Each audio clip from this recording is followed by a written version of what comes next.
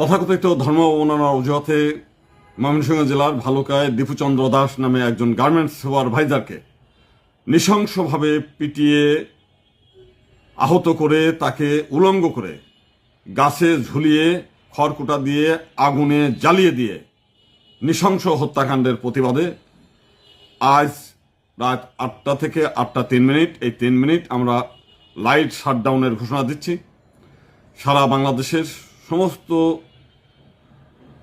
বাড়ি, হিন্দু সম্প্রদায়ের যারা বাড়ি, মন্দির এবং অফিস যে যেখানে আছেন সেখানে এই 3 মিনিট লাইট শাটডাউন করে প্রতিবাদ জানাবেন। একই সঙ্গে আমরা আগামী শুক্রবার সারা বাংলাদেশের 64 জেলার প্রত্যেকটি জেলা, উপজেলা, সদরে সহ অন্য যেখানে পারেন মহানগর সহ সমস্ত জায়গায় আমরা মানববন্ধন ও বিক্ষোভ কর্মসূচির ডাক দিয়েছি। আমরা দাবি করছি, যারা প্রশাসনকে বৃদ্ধাঙ্গুল দেখিয়ে,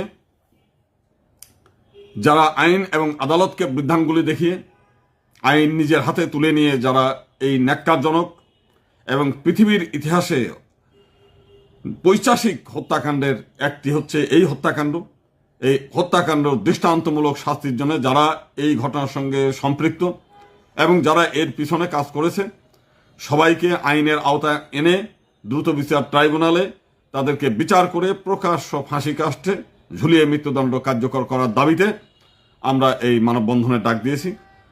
তো আপনারা তাহলে দুটো কর্মসূচি, আজ রাত 8টায় আপনি অফিসে অথবা মন্দিরে অথবা বাড়িতে আপনারা লাইট অফ করে অথবা মোমবাতি নিভিয়ে 3 মিনিট অন্ধকার রাখবেন, লাইট শাটডাউন, এবং আগামী শুক্রবার সারা বাংলাদেশের মানববন্ধন এবং বিক্ষোভ কর্মসূচি পালন করবেন।